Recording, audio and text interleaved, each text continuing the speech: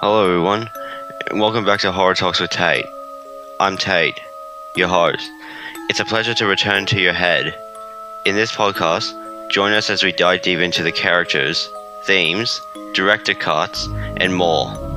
In this episode, I'll be breaking it down in sections. Our first will be the spooky summary, a quick recap of the movies we talk about. Next, we'll dive headfirst into discrete directors, where I'll give you a bit of trivia on how the movie was created. In the final section, my personal favorite, is the Insane Insiders, a place for all things props, weapons, and Easter eggs. This episode does contain some spoilers for the entire Scream franchise, so if you haven't seen them, it is your opportunity to click off, watch the epic films, and come back. We'll be back waiting for you. Now, with that all out of the way, do you like scary movies? In our second franchise under slashers, our killer is, why don't we play a game? Can you guess who I am? I stalk in the night. Your doors better be locked. It's all a game. And you're a star. If you guess Michael Myers, I'm sorry to disappoint. The answer is Ghostface. We'll uncover all the juicy details about the Scream franchise, with this episode being part 1, covering Scream, Scream 2, and Scream 3. So let's dig in, shall we? And begin with our spooky summaries. Our adventure begins in 1996. We're in the town of Woodsboro after the death of Casey Becker. A high school student named Sydney Prescott was attacked on the anniversary of her mother's death by a masked serial killer known as Ghostface. Sydney survived, and after the attack, the police investigation started to look for the serial killer. After the party at Stu's house, Sydney was attacked by Ghostface again, and this time, she found out who the killer is, and you'll never guess who it is. They start fighting until the Ghostface are finally defeated. A year later, after the Woodsboro massacre, Sydney and her friends that survived went to a fictional Windsor college and are targeted by a serial killer dressed as Ghostface once again. Sydney has to face the nightmares all over again. After the whole encounter, Sydney went to an auditorium and Ghostface revealed themselves. The battle begins and the Ghostface are defeated. But wait. No, it couldn't be. We're shot forward in time, 1 year later, and Sydney has gone into self-imposed isolation as a result of her times with the killer. However, Sydney is drawn into Hollywood after a new Ghostface begins killing the cast of film within a film, Stab 3. The cast gets attacked by Ghostface, and when Sydney arrives, Ghostface had revealed himself. The fight ensues, and the killer is caught. Or so we think. Dang, this Ghostface guy really needs a new hobby. And just how was Ghostface created? Our discreet directors have all the behind-the-scene access. Now, the next segment is discreet directors. Let's get right into it. For these 3 Scream movies, director Wes Craven gave us a chilling tale. Craven has also directed the infamous Nightmare on Elm Street, 12 years prior to Scream 1's release. The films were written by Kevin Williamson, but except the third movie, who also did the screenplay for Halloween, Friday the 13th, and A Nightmare on Elm Street, and he created the Scream media. The opening scene was inspired by one of his nightmares, which is what gave him the idea of making the movie. He was the creator of some of the greatest lines in horror film. My favorite movie quote of his is, "If you hang up on me again, I'll gut you like a fish," which is amusing because it is from the Scream franchise. He put this opening scene character, Casey Becker, and was planned to become a main character, but made her get killed in the beginning, which got the audience spooked. He invited some famous actors like Neve Campbell, Courtney Cox, Matthew Lillard, and David Quelt.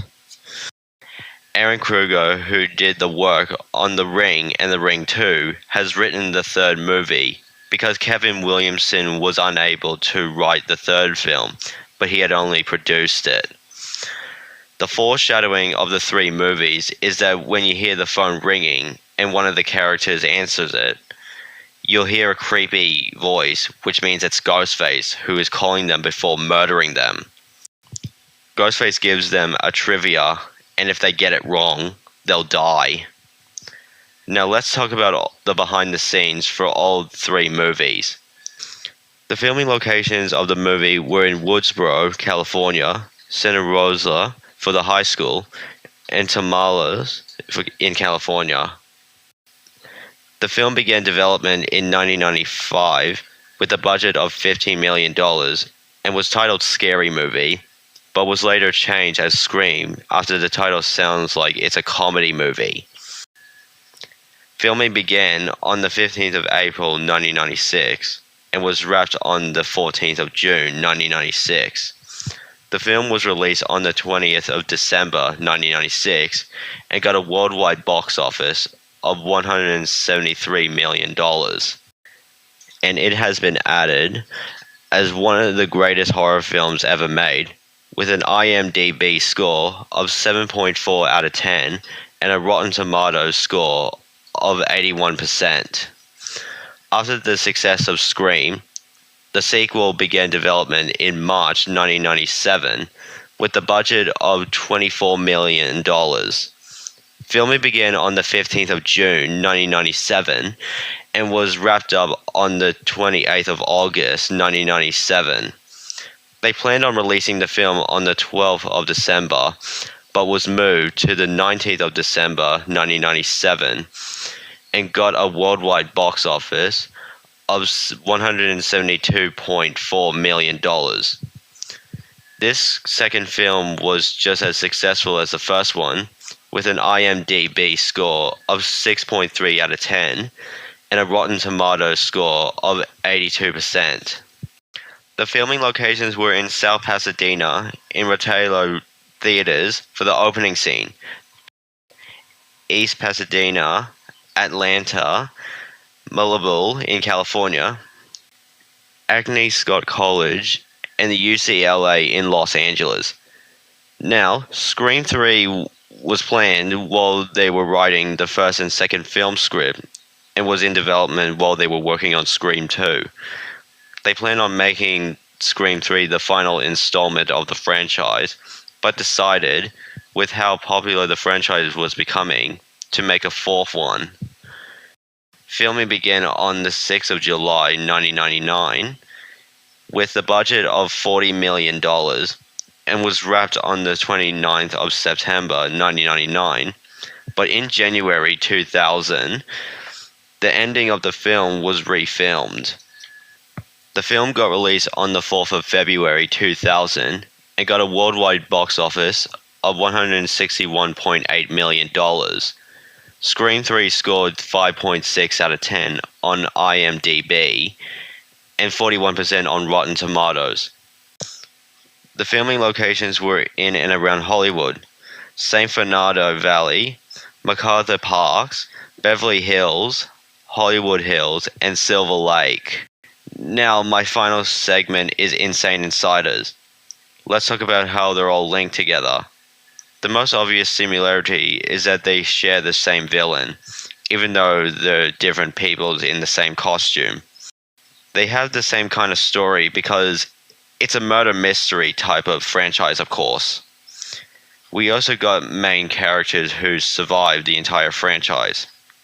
In Scream, the props they used when filming was a modified Bug 120 knife as the main weapon Ghostface uses, and the guns for the actors playing the police officers. 50 gallons of fake blood was used, which is brutal. The furniture was used for the characters to throw at Ghostface, and a voice changer for Ghostface's voice. In Scream 2, the props they used when filming the movie is the same knife that Ghostface used, some furniture for characters to throw at Ghostface, and of course, the voice changer. They had prop guns for Ghostface and the survivors. They used 30 gallons of fake blood for the film to be brutal. Like, wow. And in Scream 3, they used the same knife for Ghostface, a pistol gun props, the furniture for the characters to throw at Ghostface as always, the voice changer for the killer's voice, and 10 gallons of fake blood was used, which is kind of not too much, but it was still really good. Scream has 3 Easter eggs that I remember. The ones I saw in that movie was Wes Craven played the school janitor dressed as Freddy Krueger. You can see Steve tied up in the background before getting revealed in the beginning of the movie, and we see a group of teenagers watching Halloween at Stu's house. Wait, is that Michael Myers? Scream 2 and 3 only have one Easter egg that got me surprised, so I'll get right to it. In the beginning of Scream, at the theaters, we see 2 people dressed as Ghostface in the bathroom, and they turn around slowly, and it kind of looks like they are actually the killers. And in Scream 3, at the scene where an actor is looking for Roman, and she got a call from him, but the voice changed to Ghostface's voice, we get a feeling that it might be Roman who is actually the killer. This concludes today's episode. It's good to be back. I hope you enjoyed this episode, and I will be back in your head next week for the Scream franchise part 2. Thank you for tuning in, and as always, stay spooky.